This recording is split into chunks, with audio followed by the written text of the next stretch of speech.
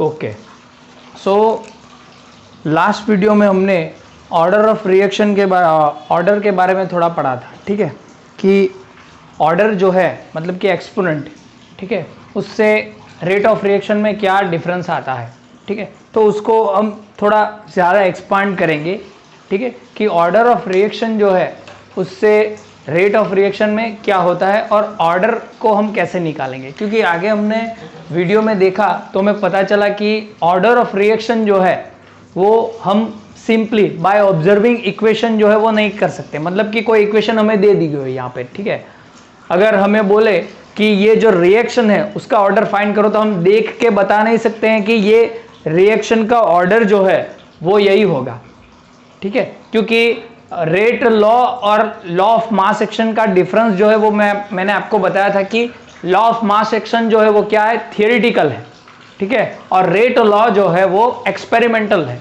तो rate law experimental data देता है, बिकॉज एक्सपेरिमेंट से ही हमें पता चलेगा ऑर्डर क्या है। सिर्फ ऑब्जर्व करके, कोई भी इक्वेशन को ऑब्जर्व करके हमें पता नहीं चलेगा कि पर्टिकुलर इसका ऑर्डर क्या होगा, ठीक है। अब ऑर्डर क्या है, तो एक्सपोनेंट जो मैंने आपको बताया था कि एक्सपोनेंट NO2 और O वाली चीज हमने देखी थी, एक एग्जांपल देखा था, ठीक है, जिसके अंदर हमने देखा था कि जब NO2 को हम डबल कर रहे हैं, उसका कंसंट्रेशन डबल कर रहे हैं, तो क्या हो रहा है कि वहां पे रेट ऑफ रिएक्शन 4 टाइम्स हो रहा है। उसका मतलब कि उसका ऑर्डर जो होगा वो 2 होगा, ठीक है। और जब ऑक्सीजन को मतलब कि O2 को जब हम डबल करते हैं तो रेट ऑफ रिएक्शन जो है वो डबल हो रहा है, मतलब कि एक्सपोनेंट वहां पे 1 होना चाहिए, ठीक है, क्लियर। तो इससे हमें पता चला था कि पर्टिकुलर रिएक्शन जो है एक्सपेरिमेंटली वो क्या है कि उसका ऑर्डर NO2 का 2 है और ऑक्सीजन का जो ऑर्डर है वो क्या है, 1 है, ठीक है। तो अब थोड़ा आगे चलते हैं वापस से, ठीक है, ऑर्डर ऑफ रिएक्शन के बारे में पढ़ते हैं। तो हेडिंग डाल देते हैं ऑर्डर ऑफ रिएक्शन। तो कोई रिएक्शन में यहां पे ले लेता हूं, A moles of A reacts with B moles of B which form C which is product, ठीक है। तो यहां पे आप देखो, अगर हमें रेट ऑफ रिएक्शन, ठीक है, रेट ऑफ रिएक्शन लिखना हो तो कैसे लिख सकते हैं, not using law of mass action, लेकिन रेट लॉ के अकॉर्डिंग हमें लिखना हो तो कैसे लिखेंगे, rate of reaction is equal to K A raised to X B raised to Y when, अब यहां पे X और Y मैंने लिया हुआ है, दैट मीन्स हम बोल सकते हैं here X is equal to A और X is not equal to A। दोनों चीजें हो सकती है, क्योंकि या तो इज इक्वल टू A हो सकता है या फिर नहीं भी हो सकता एक्सपेरिमेंटली, ठीक है। जैसे ही यहां पे y is equal to B और y is not equal to B, मतलब कि जैसे x इक्वल टू A हो सकता है या फिर नहीं भी हो सकता है बाय एक्सपेरिमेंटली, वैसे ही y is equal to B हो सकता है या फिर नहीं भी हो सकता है, क्योंकि यही प्रॉपर हम बोल सकते हैं कि यही रेट ऑफ रिएक्शन है, ठीक है। तो ये चीज जो है वो हम अब स्टोकियोमेट्रिक कोएफिशिएंट नहीं लेंगे, इसको क्या बोलते हैं हम, एक्सपोनेंट बोलेंगे, ठीक है। और यहां पे दोनों लिख लेता हूं मैं, x एंड y के दोनों एक्सपोनेंट है। और मैंने बोला था आगे, order of reaction with respect to concentration A is X and order of reaction with respect to B that is Y। अब ये ऑर्डर वाली चीज मैंने बोली थी, ये ऑर्डर वाली चीज क्या है, तो एक एग्जांपल लेके देखते हैं यहाँ पे। चलो एक एग्जांपल ले लो, यहाँ पे कंसंट्रेशन ऑफ ए ले लो, एक्सपेरिमेंटल डेटा डाल रहे हैं यहाँ पे, और बी ले लो और यहाँ पे रेट ऑफ रिएक्शन डाल दो, ठीक है।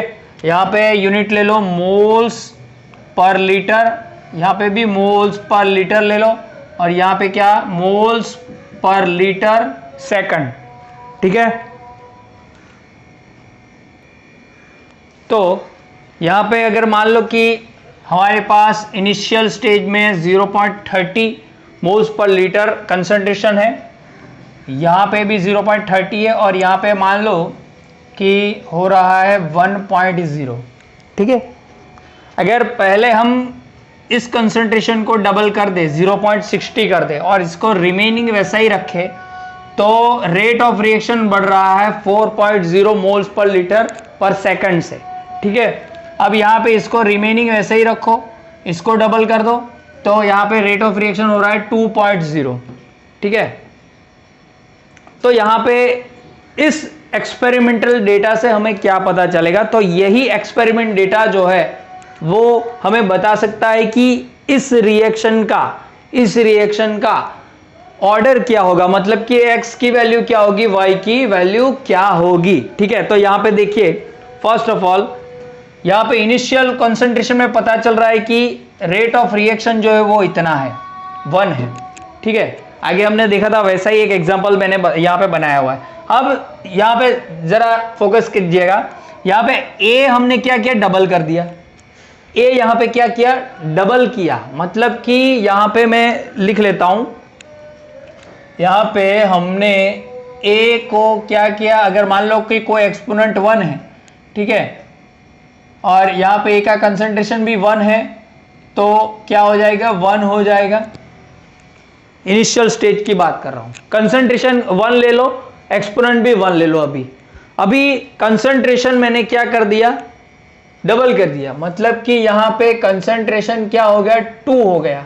ठीक है, 2 हो गया तो रेट ऑफ रिएक्शन, ये रेट ऑफ रिएक्शन की बात बोल रहा हूं, ये रेट ऑफ रिएक्शन पे अफेक्ट करेगा ऑर्डर, तो ये अभी 2 है। लेकिन यहां पे देखिए एक्सपेरिमेंटल से क्या पता चल रहा है कि इसके और इसके डिफरेंस में क्या है, 4 टाइम्स इंक्रीज हो गया। ये क्या हो गया, 4 टाइम इंक्रीज, मतलब कि ये रेट ऑफ रिएक्शन 4 टाइम्स हो रहा है। ये 1 टाइम वाली चीज आगे थी, लेकिन अभी क्या हो गया, 4 टाइम्स, डबल होते ही। इसका मतलब यहां पे 1 की जगह क्या होना चाहिए, 2 होना चाहिए, तो ही 4 टाइम्स होगा।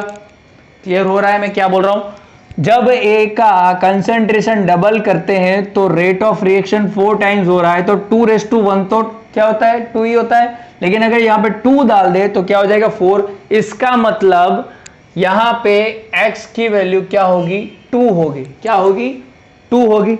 चलिए आगे चलते, इतना क्लियर हो गया। अब यहां पे देखिए, अभी इसको रिमेनिंग ऐसे ही रखा है, b का कंसंट्रेशन डबल कर दिया। ठीक है, अभी b का कंसंट्रेशन, इसका मान लो कि y की वैल्यू 1 है और इसका कंसंट्रेशन भी 1 है, तो रेट ऑफ रिएक्शन क्या होगा, 1 होगा, 1 टाइम। लेकिन एक्सपेरिमेंटल डेटा से पता चल रहा है कि जब हम b को डबल कर रहे हैं, मतलब कि इसको मान लो कि डबल करेंगे, अभी एक्सपोनेंट को चेंज मत करो, तो क्या हो रहा है कि यहां से लेके यहां तक क्या हो रहा है, 2 टाइम्स हो रहा है, मतलब कि डबल हो रहा है, 2:1, 2 टाइम्स। पता चल रहा है, ये और ये इक्वल होना चाहिए, ये वैल्यू और ये वैल्यू इक्वल होनी चाहिए। इसका मतलब कि y की वैल्यू क्या है, 1 है, तो रेट ऑफ रिएक्शन क्या हो जाएगा, रेट ऑफ रिएक्शन हो जाएगा k a:2 b:1। ये जो हमें मिला वो बराबर एकदम क्लियर है विथ एक्सपेरिमेंट बोल सकते हैं। ये एक्सपेरिमेंट डेटा जो है वो हमें बताएगा कि यहाँ पे ऑर्डर ऑफ रिएक्शन क्या है, और ये ऑर्डर ऑफ रिएक्शन जो है वो हमें बताएगा कि पर्टिकुलर रिएक्शन में क्या चेंज आएगा। ठीक है, तो हम यहाँ पे लिख सकते हैं order of reaction explains about the change of rate of reaction in a chemical reaction। मतलब कि ऑर्डर ऑफ रिएक्शन, मतलब कि ये जो है, ठीक है, अगर a के कंसंट्रेशन में क्या चेंज आप करोगे तो रेट ऑफ रिएक्शन में क्या डिफरेंस होगा, वो कौन बताएगा, ये बताएगा। कौन बताएगा, ये बताएगा। ठीक है, कैसे पता चला, हमने डबल कर दिया, डबल तो कर दिया, लेकिन यहां पे 4 टाइम्स कैसे हुआ, तो यहां पे एक्सपोनेंट 2 होना चाहिए तो ही हुआ ना। इसका मतलब कि x की वैल्यू क्या है, 2 है, और यहां पे 2 टाइम्स हो रहा है, डबल करके भी 2 टाइम्स हो रहा है, मतलब कि यहां पे 1 होना चाहिए, इसीलिए यहां पे y की वैल्यू क्या आ गई, 1 आ गई।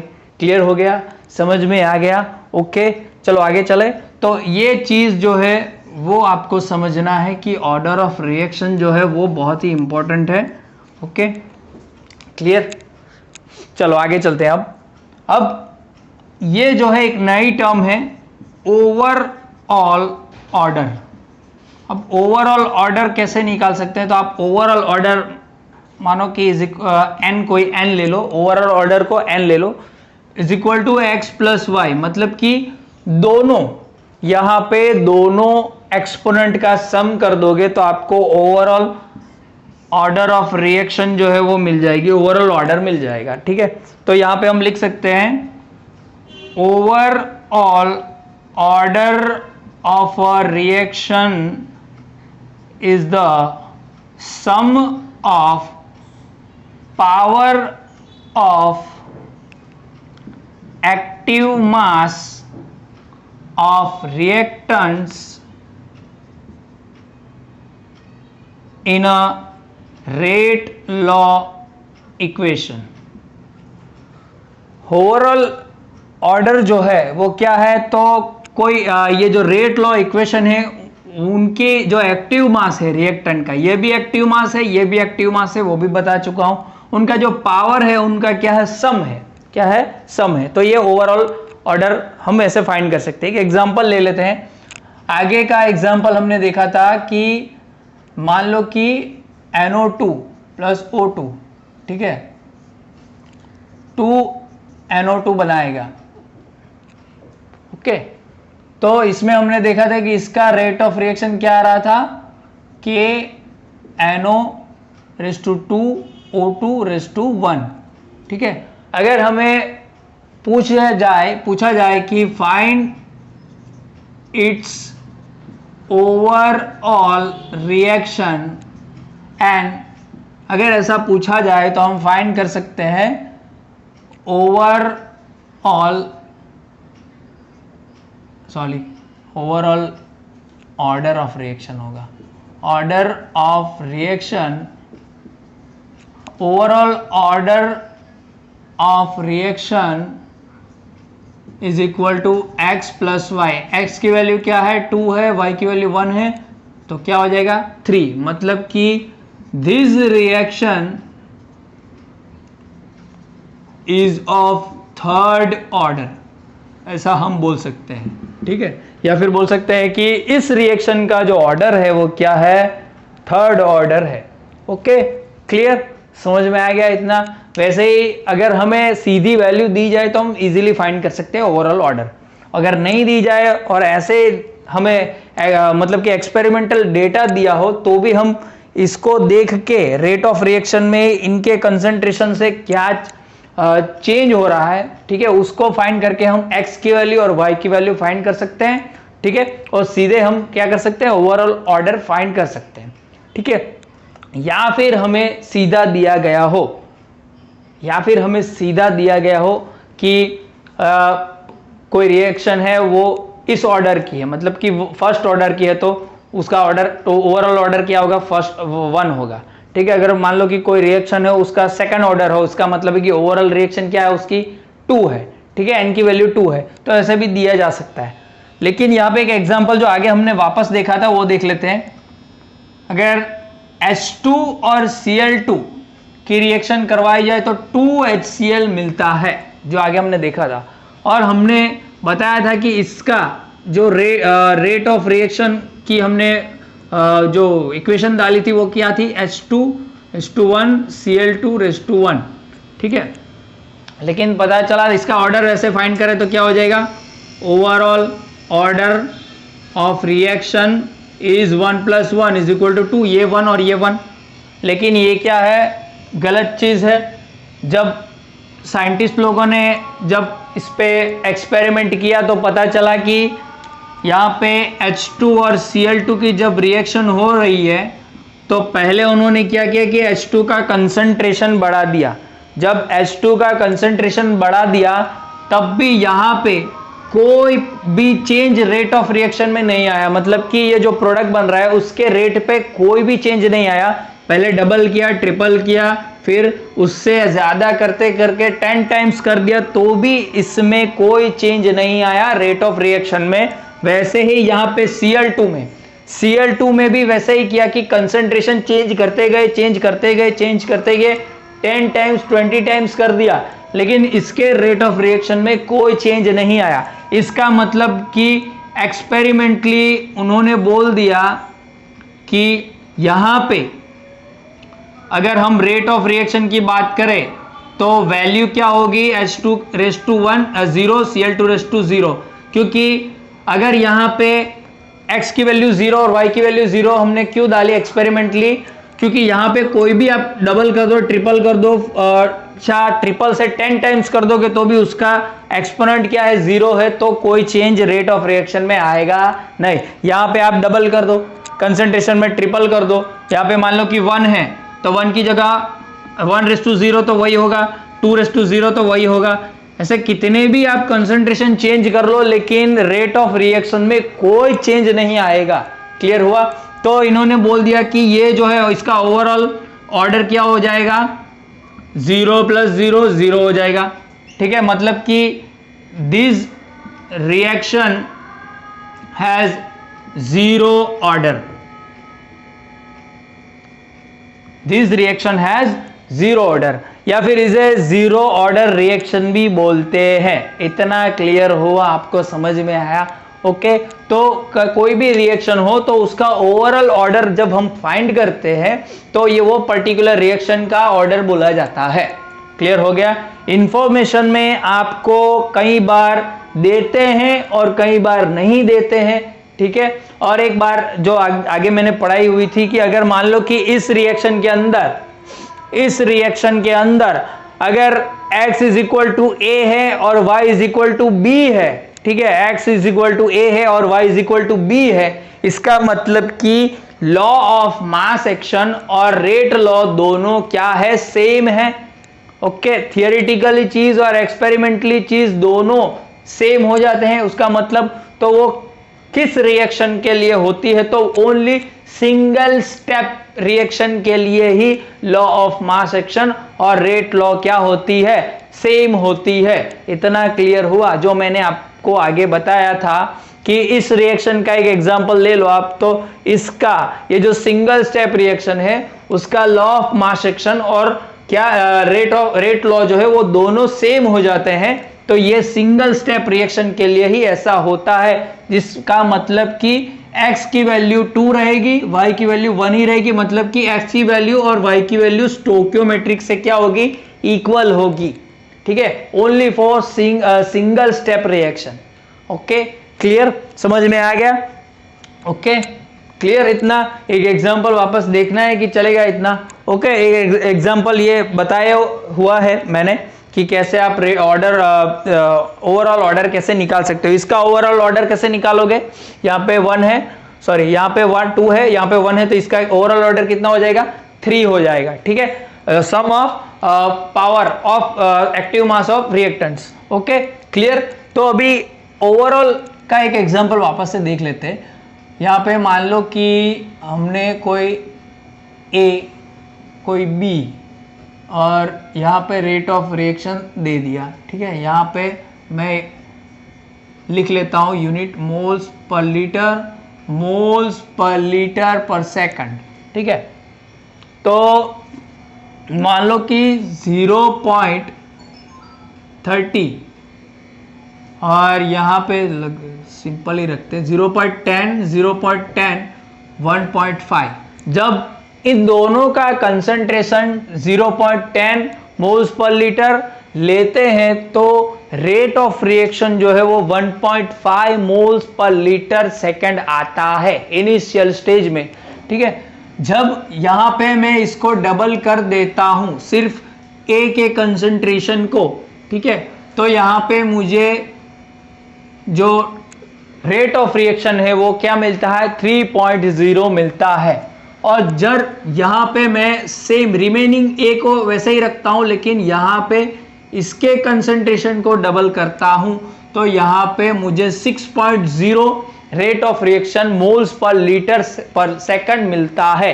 तो इस डेटा से by using this data we need to find overall order of a reaction. तो कैसे करोगे, कैसे करोगे? तो फर्स्ट ऑफ ऑल आपको x और y की वैल्यू पता होनी चाहिए, that means here x and y. Okay, तो यहां पे पहले तो देखो एक ऐसे ही रिएक्शन लिख लो, rate of reaction is equal to k a raise to x into B raise to Y. ठीक है, अब a का कंसेंट a की वैल्यू ले लो, यहां पे 1 ले लो. फर्स्ट ऑफ ऑल पहले क्या करना, 1 ही लेना एक्सपोनेंट. ठीक है, और यहाँ पे कंसेंट्रेशन भी 1 ही लेना है, तो 1 रेस टू 1 तो 1 टाइम होगा. यहाँ पे रेट ऑफ रिएक्शन की बात बोल रहा हूं मैं. ठीक है, जब कंसेंट्रेशन 1 लोगे, एक्सपोनेंट 1 लोगे, तो रेट ऑफ रिएक्शन क्या होगी, 1 टाइम होगी. अब ये तो ये इसका हो गया, मान लो ये 1 टाइम है, दोनों 1 टाइम है. लेकिन अब क्या कर रहे हो कि A का कंसेंट्रेशन आप डबल कर रहे हो. ठीक है, A का कंसेंट्रेशन आप डबल कर रहे हो, मतलब कि यहां पे 2 कर रहे हो कंसेंट्रेशन. एक्सपोनेंट अभी चेंज नहीं करना, एक्सपोनेंट तब चेंज करना जब ये सब पूरा आप देख लोगे. अभी जब ये कंसेंट्रेशन चेंज कर रहे हो तो यहां पे क्या हो रहा है, ये इसका क्या हो रहा है, डबल हो रहा है, 2 टाइम्स हो रहा है, 15 इंटू 2 डबल हो रहा है ना. इसका मतलब कि ये क्या हो रहा है, 2 टाइम हो रहा है, मतलब कि 2 रेस टू 1 2 होता है. ये बराबर हो गया. यहां पे ये चीज और यहां पे ये चीज क्या हो गई, बराबर हो गई. रेट ऑफ रिएक्शन यहां पे भी 2 रेस टू 1 होगा तो ही 2 टाइम्स होगा. यहां पे 2 कर दोगे तो 4 टाइम्स हो जाएगा.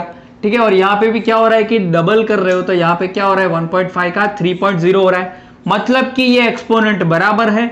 इसका मतलब कि x की वैल्यू क्या है, 1 है. क्या है, 1 है. ओके, चलो आगे चलते हैं. अभी B का कंसंट्रेशन 1 ले लो, एक्सपोनेंट भी 1 ले लो, तो 1 टाइम होगा रेट ऑफ रिएक्शन. अब यहां पे देखो, यहां पे क्या हो रहा है कि यहां पे 0.10 की बात हो गई.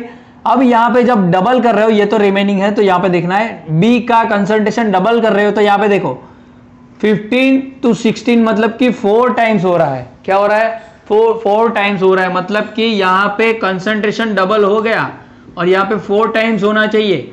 कब होगा, जब यहां पे एक्सपोनेंट 2 होगा. क्लियर हुआ, समझ में? 1 होगा तो 2 टाइम्स ही होगा, लेकिन 2 होगा एक्सपोनेंट, तो क्या हो जाएगा, 4 टाइम्स हो जाएगा. इसका मतलब कि y की वैल्यू क्या होगी, 2 होगी. क्या होगी, 2 होगी. तो यहां पे rate of reaction, rate law क्या लिख सकते हैं, k into a raise to 1 b raise to 2. ठीक है, तो ये रेट लॉ एकदम सही एक्सपेरिमेंटल हो गया. और यहां पे ओवरऑल आप, मैं बोलूं ऑर्डर निकालना हो तो क्या निकाल सकते हो, 1 + 2 is equal to third order है. इस रिएक्शन का ऑर्डर क्या है, थर्ड ऑर्डर. सो आप बोल सकते हो कि ये जो रिएक्शन आपने या एक्सपेरिमेंटल डेटा आपको मिला हुआ है वो क्या है, थर्ड ऑर्डर का, वो थर्ड ऑर्डर की रिएक्शन है. क्लियर, इतना समझ में आया? इसके रिगार्डिंग कोई क्वेश्चन हो तो आप पूछ लो, स्क्रीनशॉट ले लो, आगे चलते हैं.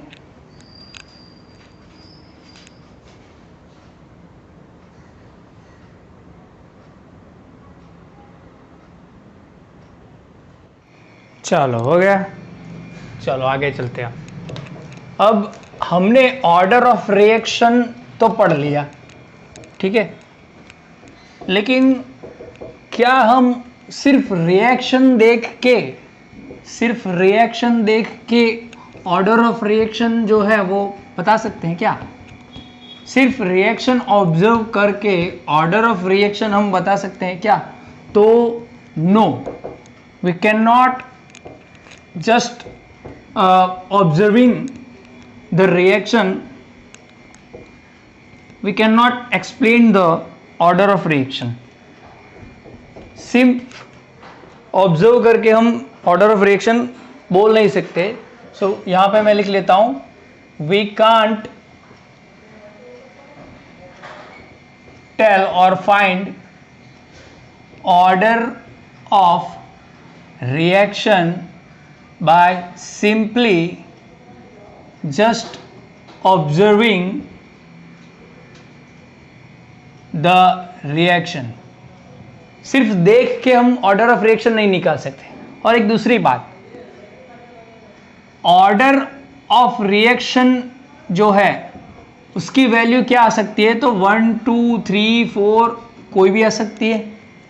ठीक है, आप बढ़ाओगे तो रेट ऑफ रिएक्शन बढ़ सकता है, इंक्रीज हो सकता है, तो 1 2 3 4 कोई भी आ सकती है।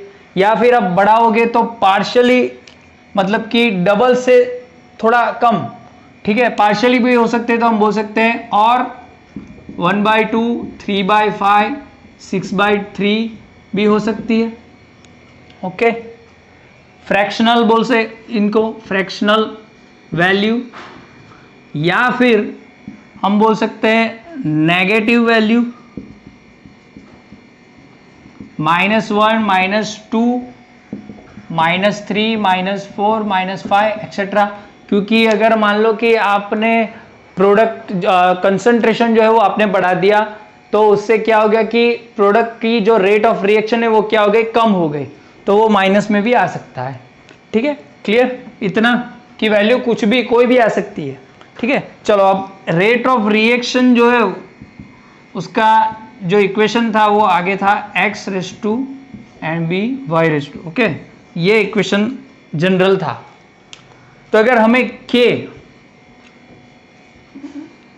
k का यूनिट निकालना हो तो कैसे निकालोगे, तो k को यहां पे ही रखो, यहां पे क्या हो जाएगा, k = r a⁻x b⁻y। तो आपको मालूम है रेट ऑफ रिएक्शन के क्या होता है, मोल्स पर, यहां पे ऐसा ही लिख देता हूं, लीटर माइनस सेकंड -1। ठीक है, इसका ऐसा होता है। और इसका क्या होगा, मोल्स लीटर -1⁻x, और यहां पे होगा मोल्स लीटर -1⁻y। ठीक है, ये होगा इसका, और इसका मोल्स बाय लीटर है ना, इसलिए -1 लिख रहा हूं मैं। तो k का यूनिट क्या हो जाएगा, अब यहां पे देखिए ये x और y है, दोनों बेस सेम है। अगर ऐसा है a⁻a 2 और 2, तो मैं a2 + 2 लिख सकता हूं। तो वैसे ही आप यहां पे लिख सकते हो moles litre -1 second -1 upon moles litre -1 x + y। ठीक है, ये जो चीज़ है वो मैंने आगे बताई, दोनों बेस सेम है तो x + y लिख सकते हैं। ठीक है, लेकिन ये जो है x + y वो क्या है, ये तो एक्सपोनेंट का सम है, मतलब कि क्या है, ओवरऑल यहाँ पे नीचे लिख देता हूँ, ओवरऑल ऑर्डर ऑफ रिएक्शन है। Order of reaction is equal to, जिसे हम n से डिनोट करते हैं x + y। तो यहां पे k का यूनिट क्या होगा, moles litre -1 second -1 moles litre -1⁻n। ठीक है, n हो जाएगा। तो यहां पे क्या करें, अगर आपको ये याद रखना हो तो ये भी याद रख सकते हो, या फिर आगे इसको निकालते हैं हम, k⁻² moles L-1 S-1 upon moles L-n। ठीक है, ओके, L-n। अब यहां पे इसको आगे ले जाएंगे, मोल्स -1, ये तो ऐसा ही रहेगा, इसको ऊपर ले जाएंगे तो क्या हो जाएगा, तो कुछ प्रॉब्लम हो गई, moles per litre by second L-1 S-1। यहाँ पे हमने मोल पर लीटर है ना, तो बराबर ही है n। ठीक है, हाँ चलो ये क्लियर हो गया। इसको अगर ऊपर ले जाएंगे तो क्या हो जाएगा, मोल -1, इसको भी मोल्स को भी लगेगा, सॉरी इसको भी लगेगा, तो क्या हो जाएगा मोल्स -n, यहां पे 1 है इसका, और यहाँ पे L का हो जाएगा प्लस n। ठीक है, तो K का क्या होगा, 1 है माइनस n है, तो मोल्स 1 माइनस n, इसका क्या होगा n माइनस 1 होगा। ये n पॉजिटिव और ये माइनस 1 है, और s का क्या होगा माइनस 1 होगा। ठीक है, तो ये भी इक्वेशन जो है वो चलेगा, या फिर ये इक्वेशन भी चलेगा। ओके, तो ये जो है रेट कांस्टेंट का क्या है, हमें मिला यूनिट मिला, क्या मिला, यूनिट मिला रेट कांस्टेंट का। ठीक है, क्लियर आउट करो, आगे चलते हैं। चलो, अब आगे मैंने बोला अभी कि ऑर्डर ऑफ रिएक्शन की वैल्यू तो कुछ भी हो सकती है। ठीक है, कोई भी वैल्यू आपको मिल सकती है। सो अगर आपको सिर्फ किसी एक चीज़ की वैल्यू दे दे तो आप कैसे ऑर्डर ऑफ रिएक्शन निकाल सकते हो। ठीक है, सो यहाँ पे ऑर्डर ऑफ रिएक्शन मैं यहाँ पे लिख लेता हूँ, विच इज़ n।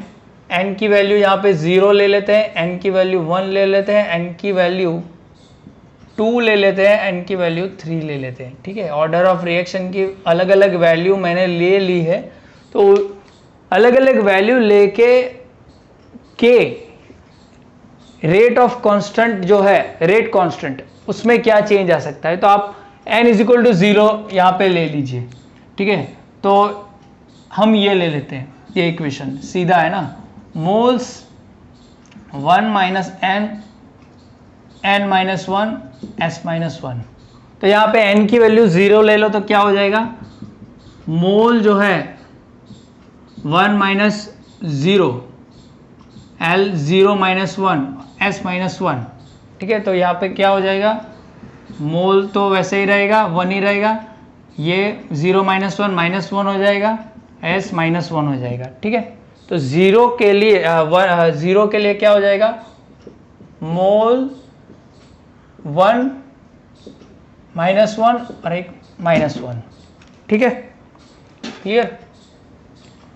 वापस से 1 के लिए देखते हैं, 1 के लिए क्या हो जाएगा, 2n। एक बार वापस चेक कर लेता हूँ, माइनस n ऊपर चला गया तो माइनस n हो गया, ये जो था वो प्लस n हो गया। ठीक है, सेम बराबर है, 1 माइनस n, n माइनस 1। चलो n इज इक्वल टू 1 के लिए mole raise to 1 minus n, n minus 1 minus 1, 1 ले लो, n इज इक्वल टू 1 ले लो तो क्या हो जाएगा, मोल 1 माइनस 1 0, मतलब कि ये तो खत्म, n 0 माइनस 1, 1 माइनस 1 ये भी 0, मतलब कि ये भी खत्म, तो माइनस 1 ही बचेगा। मतलब कि इसके लिए रेट कांस्टेंट जो है,